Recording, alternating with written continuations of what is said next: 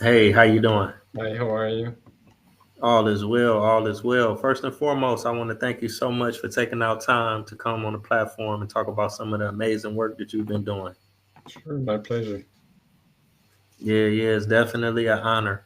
For the viewers who may not recognize you, could you let them know who you are, where you're from, and definitely what do you do?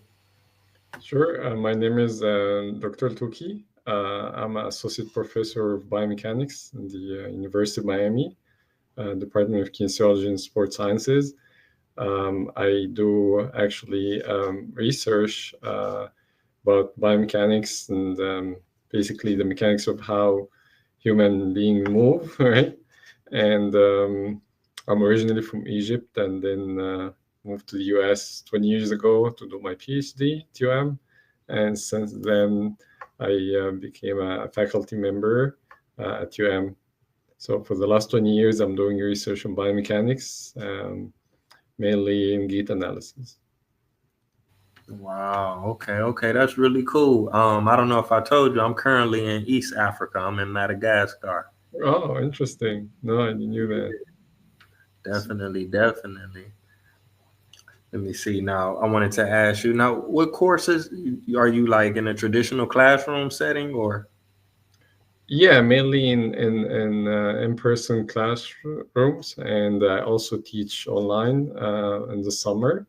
Um, I actually gonna start a new course this summer in another university, so it's gonna be mainly remotely. So I do hybrid, remote, and in person, all three modes of teaching. Okay. Now, what exactly is like sports sciences and human development? Well, we at least in my case, we use when it comes to biomechanics, use the knowledge of mechanical engineering or mechanics, if you will, to study how humans move, or the mechanics of human movement, and using this knowledge in different fields, whether it's in sports, so you can maybe prevent injuries, improve performance of athletes, can be in health sector, get people to maybe walk better, maybe to rehab from after surgery, for example.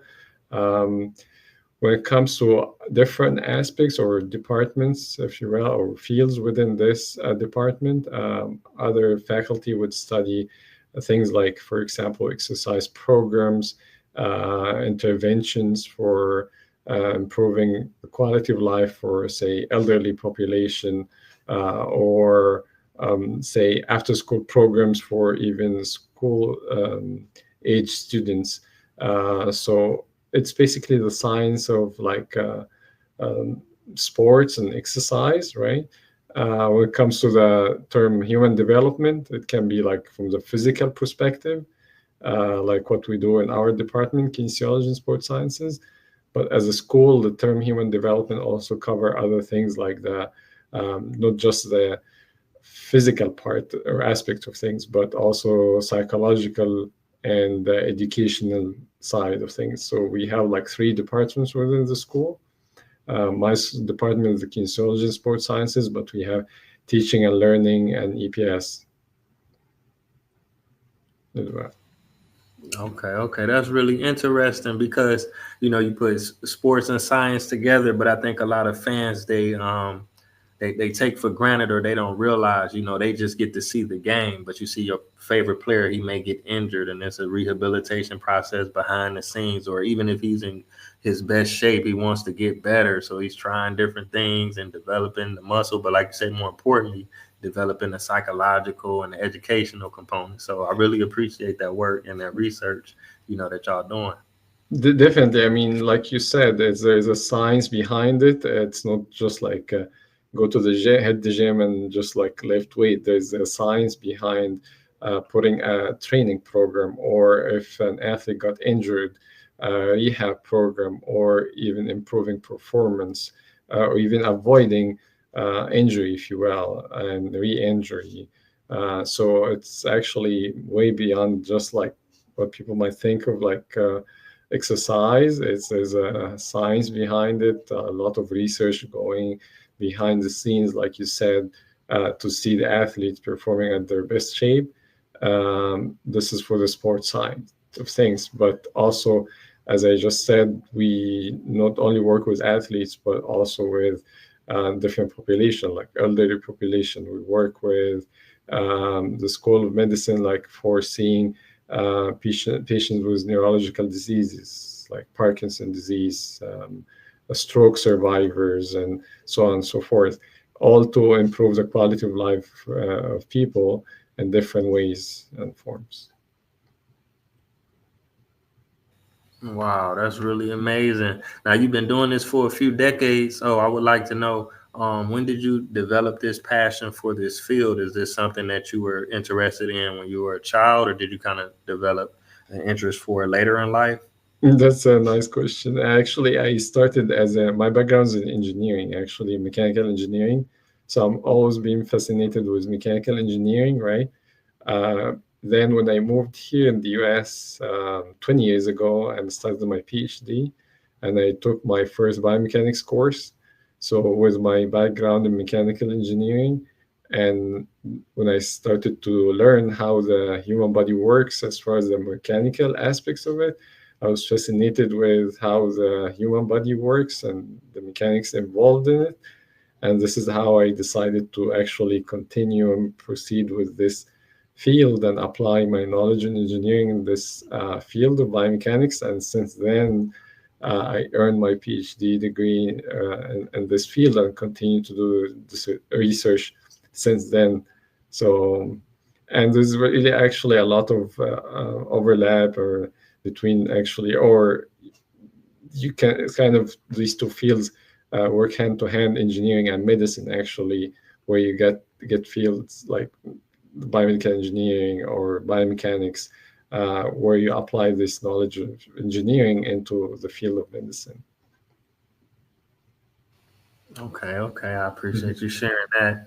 Now I wanted to ask you about a few of your research interests that I found on your profile, if that's okay. Now, what type of work and research have you come across in terms of maybe dealing with children with autism spectrum disorder?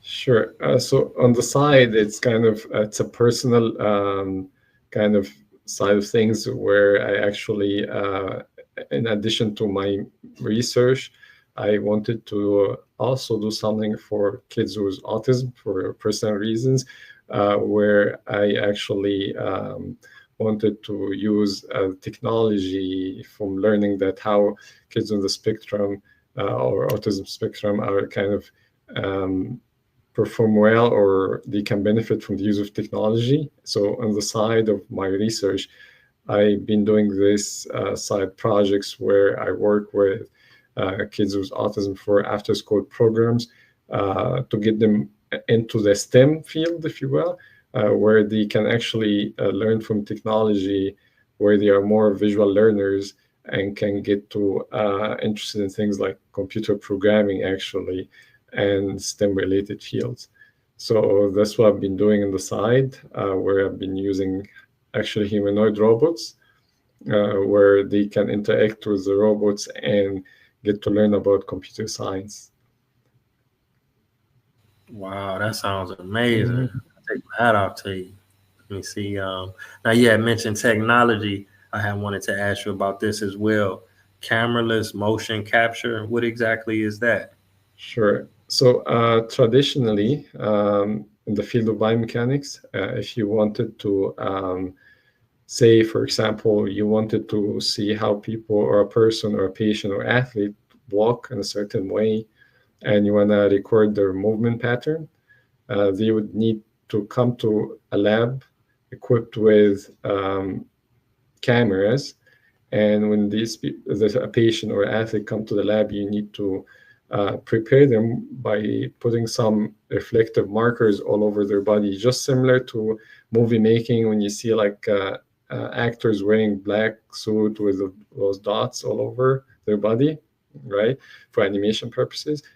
Traditionally, you can do the same thing for in biomechanics if you want to quantify human movement, right?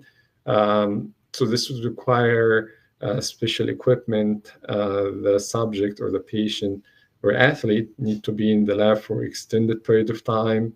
By the time you prepare them with the markers, collect the data, and take out all these markers, you need also expensive piece of equipment. So this is the traditional way of doing motion capture in biomechanics.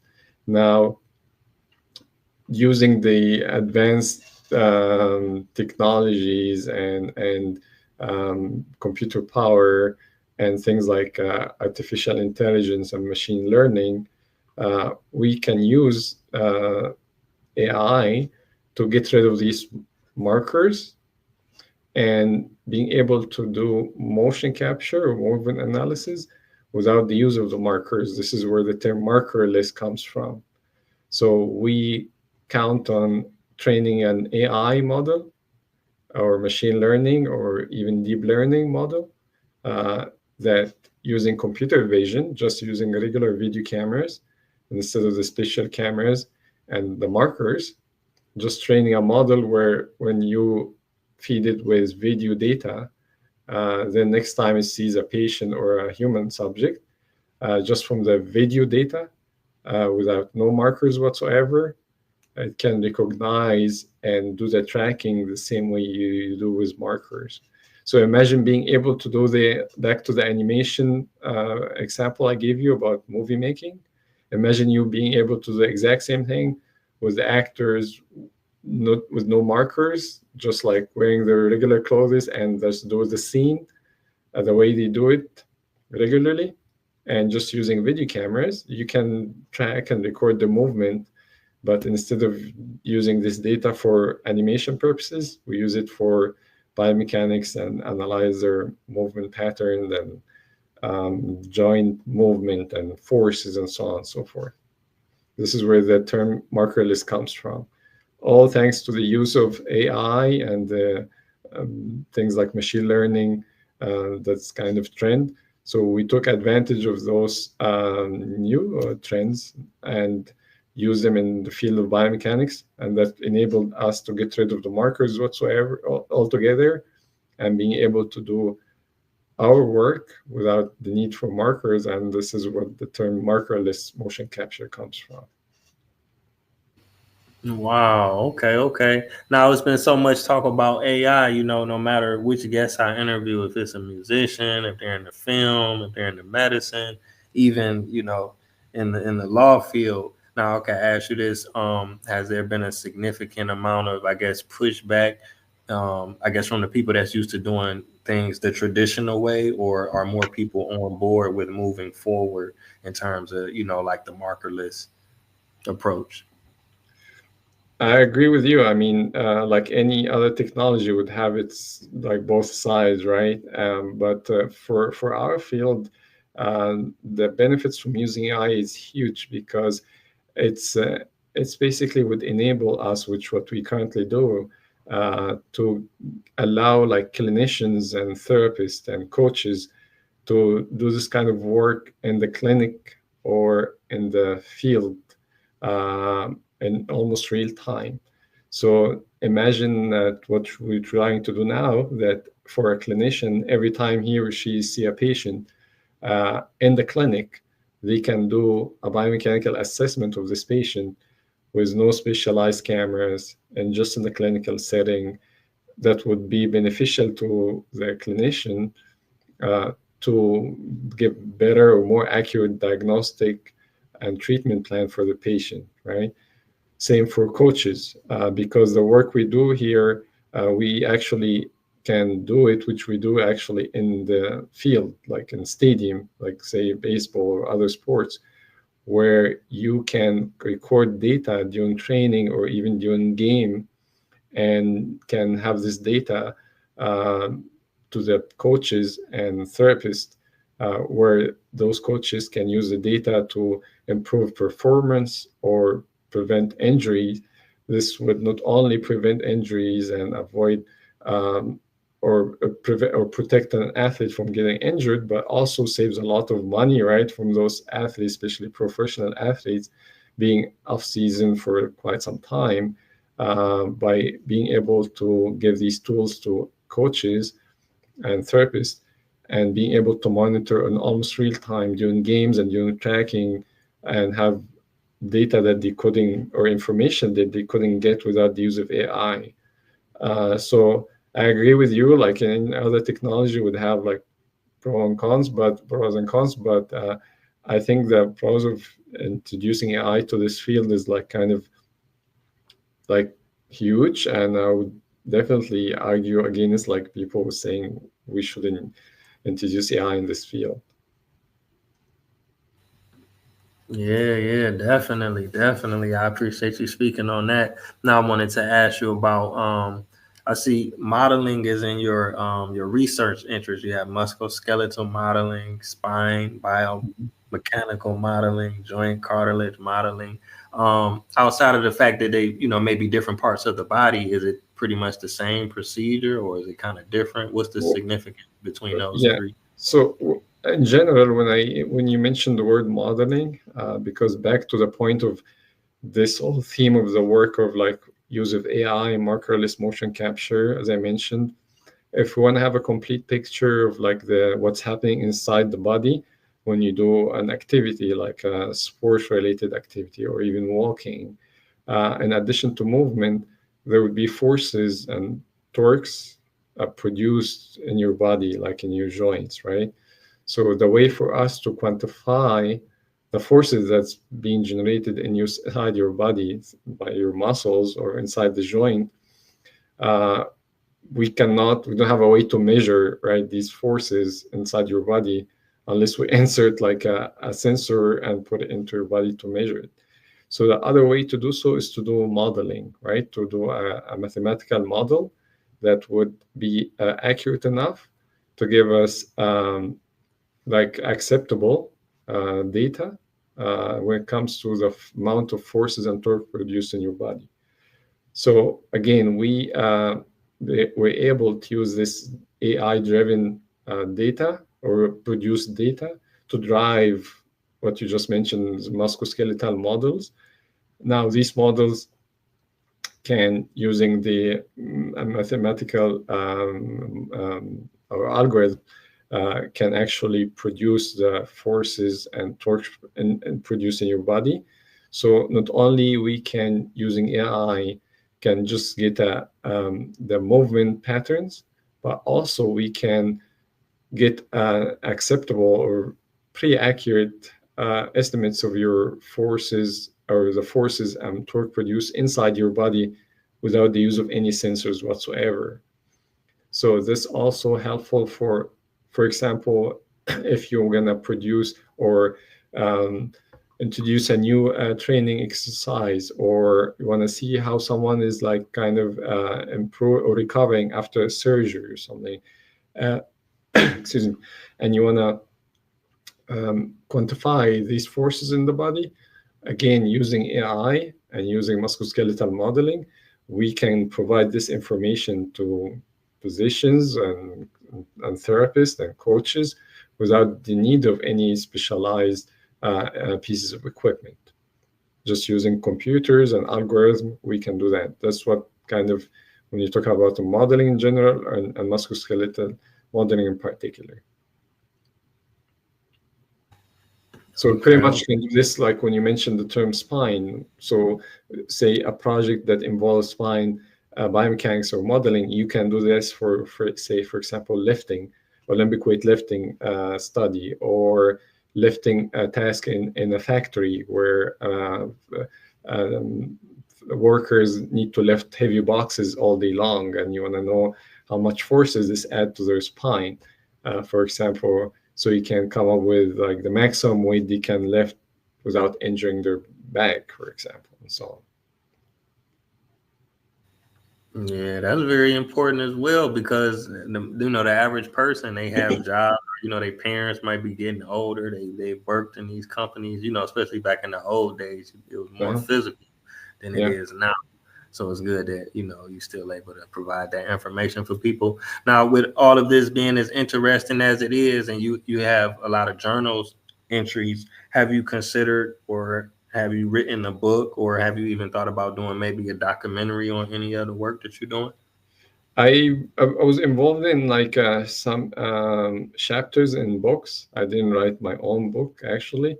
It's just time consuming, and with all the teaching and research I'm doing, I just don't have the time that I can dedicate for writing a book. But it's something I have in mind that I was hoping one day I can do that, like a book about like what I learned over the years and the trend in my field. Uh, yeah, this is something I definitely have in mind once I have the time dedicated for such a task. Yeah, definitely. Okay, okay. So that's pretty much it. Like I say, we usually don't go over 30 minutes. You pretty much thoroughly answered the questions. I know I might have repeated some stuff, but it's new information to me, but it's definitely interesting. I'm still processing it, and I really, like I said before, I appreciate the work that you have done, and I definitely look forward to the work that you have coming in the future. Sure, my pleasure. I enjoyed the discussion we had, and looking forward to answer any question you might have in the near future or after you prepare the video. Okay, And okay. I thank you really for having me. Oh, it's an honor. It's an honor, definitely. So, okay, what I'll do is I'll edit the video, and when it's ready, I'll send you a link. But it probably won't be till next year. So after the holidays and everything, Sure, I'll get no, back. sure. Thank you All again right. for having me. It was a pleasure. All right. Thank you. And take care and be safe. Thank you. You too. All right.